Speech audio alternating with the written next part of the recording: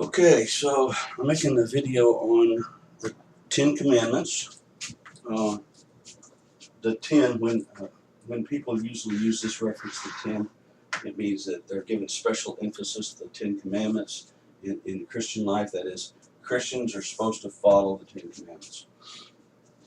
Now, anybody in the world that's not a Christian would agree with them and say, "Oh, you're a Christian.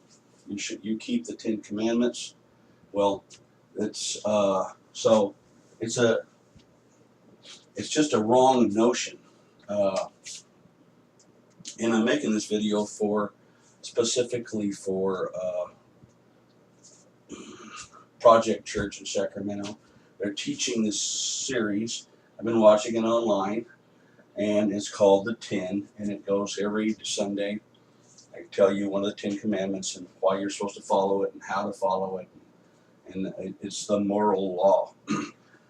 So this is just the only people, the only denomination that teaches this is the Seventh-day Adventist. There's specific pastors all over the country, all over the world that teach this, but no denomination teaches this. It's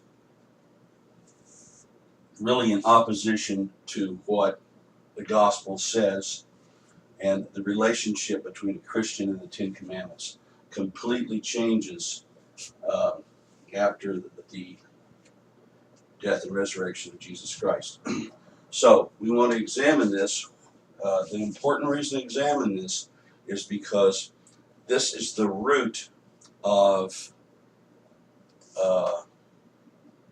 how Christians stay weak, how Christians stay immature, how Christians stay frustrated, how Christians stay under this weight of condemnation and guilt. It's other Christian leaders teaching them that they're supposed to keep the Ten Commandments. So I'm going to address this with the hope of bringing in the ideal of the grace of God. The grace of God is in opposition to this ideal of the Ten Commandments. As the Ten Commandments, what you have to do follow them, it is a system of works. If you do these things, you will be saved. That was the concept in the Old Testament. But nobody kept them. So God gave the Ten Commandments, and then He gave a system of ceremonial system to which to make up for breaking the Ten Commandments. And everybody, every year, had to go to the Day of Atonement, give a sacrifice, and that sacrifice was to make up for breaking not only the Ten Commandments, but all the other commandments that was given. So, a ceremony was given, the ceremonial law was given to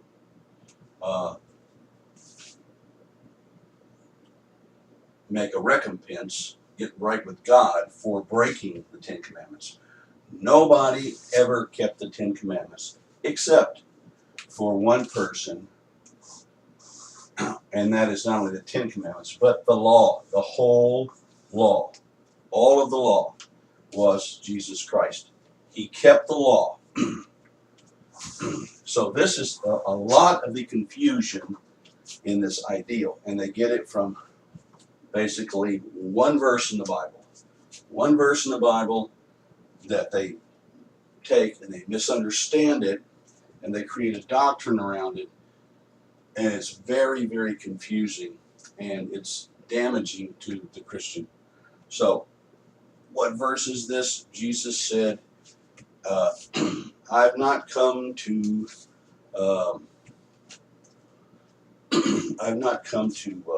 take away the law. Why would that question even be asked Jesus?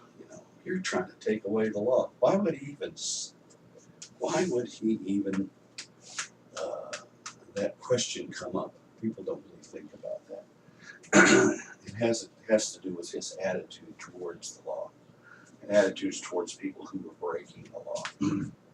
It was an inevitability to them. So, but anyway, the verse says, "I have not come to do away with the law. I've come," says, if you one jot or one tittle cannot be taken away. That means like the punctuation marks.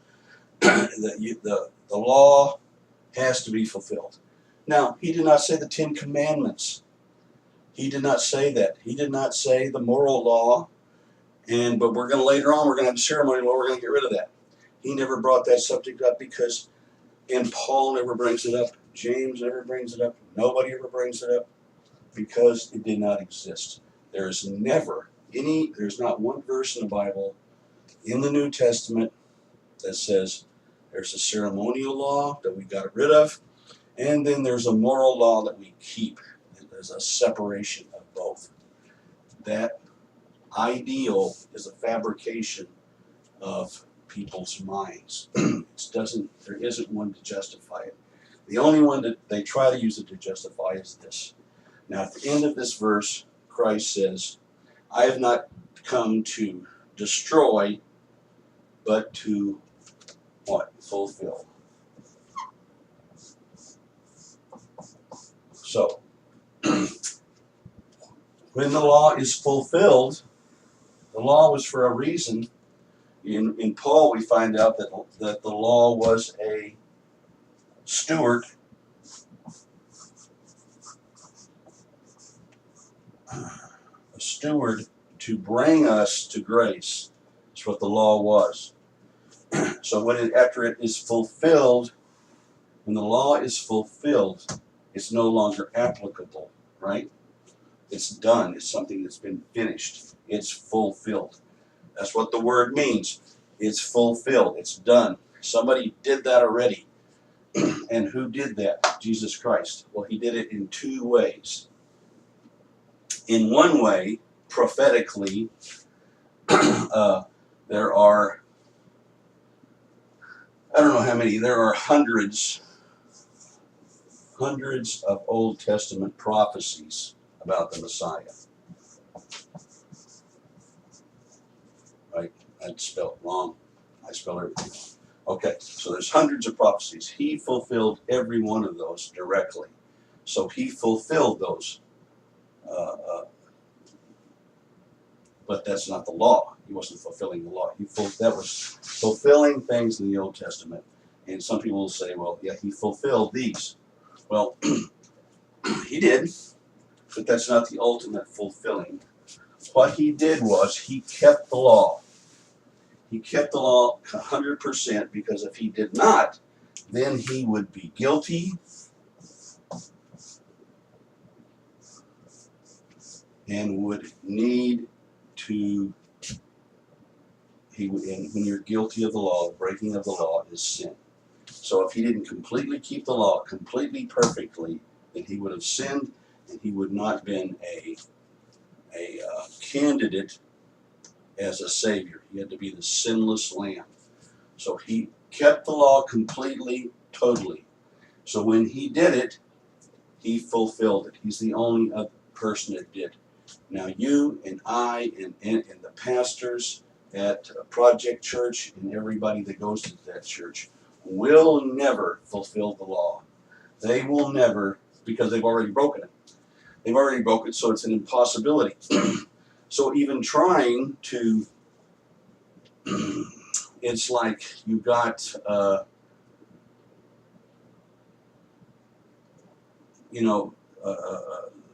the Bible talks about our righteousness as robes, and that Christ gives us new righteousness, white robes, and that our own righteousness is dirty, stinking, filthy.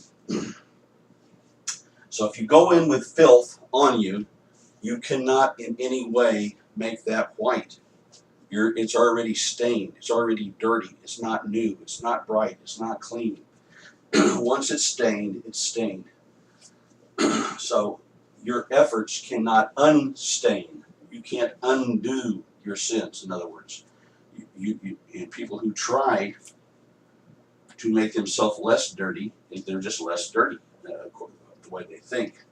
Although self-righteousness is the dirtiest thing there is. When you read in Zechariah, when he's talking to Zerubbabel, he's saying Zerubbabel was being the very best guy. Everybody around him would look at him and go, that is a great man of God. And then when he saw himself, he was wearing these filthy robes. Because when you're doing what you think is right, you start exalting yourself. Look, I'm doing pretty good. I used to be a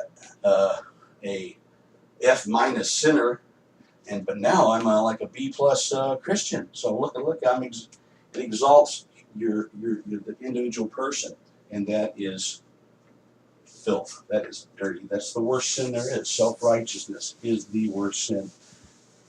So we have this verse, and we're seeing here how this one verse, which is there, I mean, if you're building your whole everything you believe in on a verse, and it's unsustainable, you better start looking to the rest of the Bible. Now, the one thing you could say about this is this verse, it's in time and space. Jesus Christ said it in time and space. That is, he said it before he died, before he was resurrected. So in this, when he was a human being, he was walking around this earth in a human body, in his ministry, he kept the law. And he could not tell people, go ahead and break the law. Because they were not under grace, they were not under the covering of what he had done in fulfilling the law. So in this time frame, very short time frame, all he could say was, he couldn't say anything against the law, because he just said himself, if you're least in the kingdom of heaven, if you say something against the law, you can't say, go ahead and break the law, it's cool. Well, I'm not saying break the law either. I'm just saying we're not under the law. There is a big difference, and that's what these people say. So they'll say, oh, you mean you can go out and murder now, you can kill people, you can lie, you can cheat, you can do all these things. No. That's another juvenile ideal to try to justify what they're saying. They just use this as an argument, but it's a straw man argument, because it doesn't stand up to what the teachings of Paul when he talks about the law. Now, let me give you an analogy from the Old Testament about the law. So you had Moses, right? Okay, we're going to have Moses. Here's Moses in Egypt, and here's the Promised Land. So Moses, who represents the law, Moses doesn't, if he's not connected to the law, there's nobody is. He got the 10 Commandments and the whole law. He travels. He's about to lead the people into the Promised Land, which is a picture of being saved. Right? He's going to cross the Jordan. God says, no, you can only sit out here and watch. You can never go in, Moses. Why wasn't Moses going? Well, he did something with a rock. So he got left out because he did something with a rock. Well, he did, but this is a symbol. This isn't like there's everybody else that went in, I'm sure, created greater infractions than that. But the law is not allowed in the Promised Land, with the saved. The law and the saved become separate. So when you cross the Jordan, that's a symbol of salvation. And who crossed the Jordan? Led the people? It was Joshua. Joshua. What does the word Joshua, what does that mean?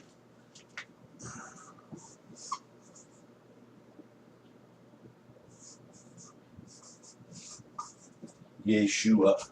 That's probably spelled wrong too. Jesus. Jesus and Joshua are the exact same name. Okay, so when we accept Christ, we go through this, cross the Jordan with Christ. That's the life and death. We are dead to our sins and risen into new life. We cross over through Joshua leads us. Christ, not Moses, leads us into the promised land. And now this is grace. This is what this is about, grace. So here's a little picture story of it. And basically, Paul says the same thing. He says, the law, not the moral law or the ceremonial law, he just says the law. He never distinguishes this. He says the law was a school teacher to take us to grace. Now, how is it a school teacher? The purpose of the law, as Paul says again, he says, was to accentuate sin. He says if there was no law, there would be no sin. Because if you say everything's, you can do anything you want to, then there's no sin, no such thing as sin. But once you lay it down in ordinances, it becomes, if you do this, that's sin. So what the law did is it defined sin, and it made all men sinners. So they needed to be saved to get into, to follow Jesus into to be salvation, right? Whatever. So the law's purpose is to convict of sin, not to save, not to become a more moral person. You never, because you can't become a more moral person by trying to keep the law. And especially in the Ten Commandments, just forget about it. None of these people, none of these pastors that are teaching this are keeping the Ten Commandments. Some of them try to water them down so much that they become meaningless, that anybody could keep them. Well, people were worried. The Jewish people in this time knew what these commandments meant, and they knew that it was a serious offense. It was a death offense, and that it wasn't a joke. It wasn't just like, well, I'm going to honor my father and mother by, saying, opening the door for them, or whatever, being kind to them if they're mean to me. No, that's not what that means. That's not what it means. And then Christ even goes into what's the law is there is to reveal the heart. The law is to show you that, and this is why when Jesus expounded on the law, he goes, the law says don't murder anybody, but I say don't hate anybody, because if you are, you're murdering them. Well, what that means is that you're not murdering anybody, but you want to murder people. If you had an opportunity, you'd get that guy, right? If you had the chance, you'd get even with them. And we get even with them, people not by murdering, but by lying about them, by doing things that will not contribute to their success. We try to hurt them. So he's saying that's revealing your heart. The thing about adultery, he says, well, if you lust after a woman in your heart, you've committed adultery. So now people are going around, well, I gotta stop lusting. That's not what Christ was saying. He's saying this is who you are.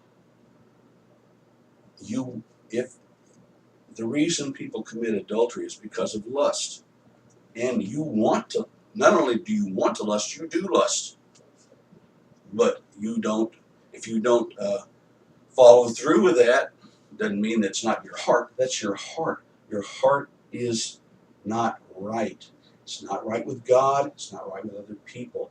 There's something wrong with you. So these whole things that don't lust in your heart, don't be angry at people. Yeah, let me know how that's working out for you, because you can't do that. There's books that are written how to stop lusting in your heart. That's ridiculous. It's just ridiculous. Those laws are made to make us show us to who we really are to ourselves. And then we humbly come to God saying, I have to be saved. Not that with the law I can participate in my own salvation. I can participate in my own sanctification. I can make myself holier by doing certain things and not doing other certain things the way I define them. yeah, the way I define the Ten Commandments, I'm keeping those. Of course, that might not be the true intent of it. So, here is now, Paul, the book of Galatians is specifically aimed at people who have made this choice and have decided, I'm going to start following the law. Because Judaizers, that is, people who become converted, Jews that have become converted to Christianity, went into the Greek world. They went into the Greek churches and saying, yes, you following Jesus now, but don't forget the commandments. You have to follow these. Well, they weren't trying to get people to follow the ceremonial laws. They weren't trying to make people set up altars and start sacrificing to Jehovah. They weren't doing those things. Come on. You know, practically, what were they really doing? They were saying, you got to keep these, you got to be moral too. You got to keep these 10 commandments. You got to keep all these other things, and then you will be part of God's people. Nope. And so Paul went crazy when he heard this. And to the people that had followed this ideal, he said, oh,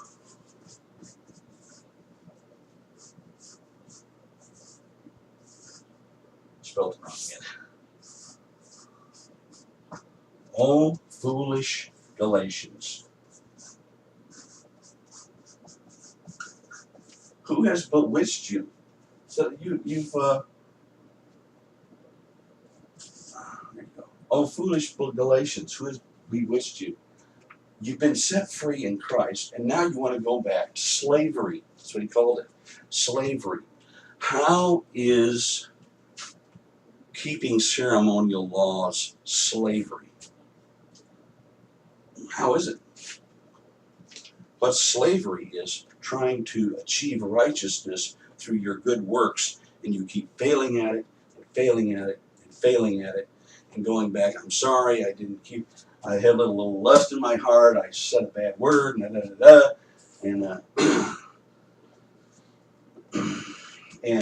it's just crazy. And okay, so read Galatians. A great thing to read is a book called Luther on Galatians.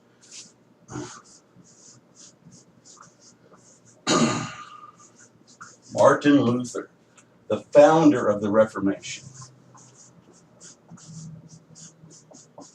Now, what he says is, find this.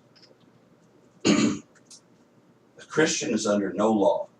He doesn't have to keep any ceremonial laws, moral laws, government laws, any kind of a made-up law. It has nothing to do with Christianity. Then people can do anything they want to?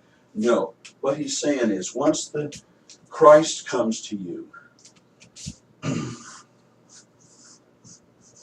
you have his Spirit living within you. The Spirit of God lives within you. And now he leads and guides and directs you. And you're to follow that Spirit, follow the commands of that Spirit. And that commands, or those things, are personal to you. So he may tell you to, like Isaiah, the Spirit told Isaiah to take off all your clothes and walk around naked for 3 years. So would that be, you think you'd be on the church staff if you did that? Probably not, because you're being immoral, right? If you didn't do it, you would be working against the Spirit of God. You would be doing what God told you not to do. Now, just, get that moral ideal out of your head. Instead, the ideal of the Spirit. And if you see what God told people to do in the Spirit, you'd be shocked if you would just read the Old Testament. When God said God told him to do something. Sometimes it ain't something you would go, well, that's not right. Well, I'm sorry, but it was right because it was led by the Spirit. Now, at the end of Galatians, he sums this up by saying, if you follow the Spirit of God, you will not fulfill the lust of the flesh.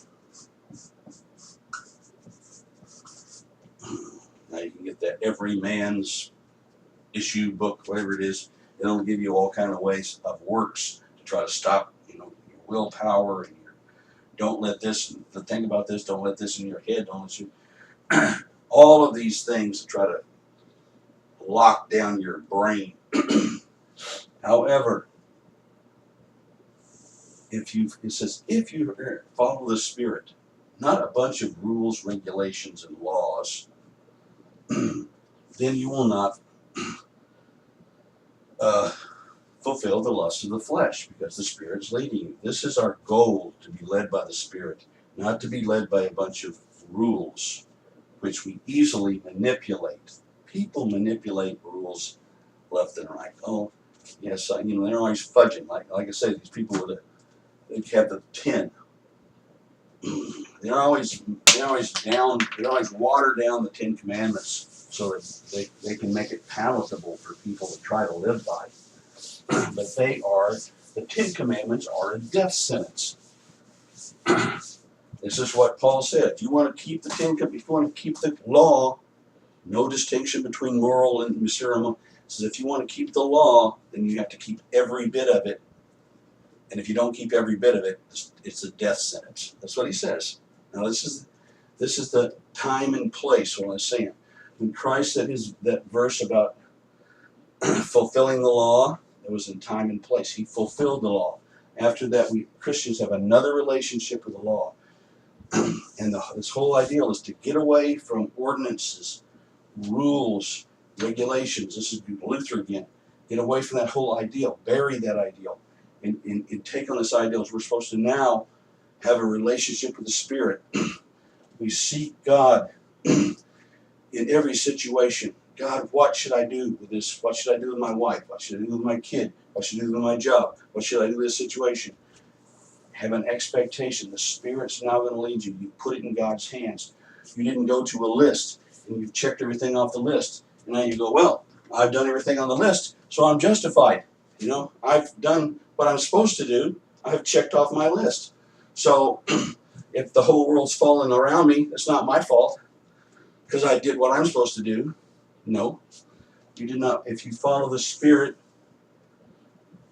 God's going to be working. He's going to be working in your life and others' lives and in the situations. There's another very good verse that says that laws, ceremonies, and it goes through a little list. I'll put it posted up here. Seem to have an effect on the individual, but they do little or nothing to suppress the flesh. So laws, rules, and regulations, all they do is make you go, I'm keeping this law, you're not, therefore I'm better than you are. That's what Romans chapter 2 is about, which is another thing against the law. It's saying, if you use the law, you're going to end up using it as a hammer against other people, saying, I'm doing this, you're not doing this, therefore I'm a B+ Christian, you're a D Christian. It's ridiculous. We're Christians because of what Christ did, not because of our little mental matriculations with good and evil. So, okay, I'll leave it at this. If you have any questions, please send me an email or something. But it's a liberating way to live. It's free. This is free. This is what's called freedom in Christ, rather than the bondage of the law. The bondage of the law says you're doing right, you're doing wrong, you're doing right. Here's a mark, here's an X. You're failing.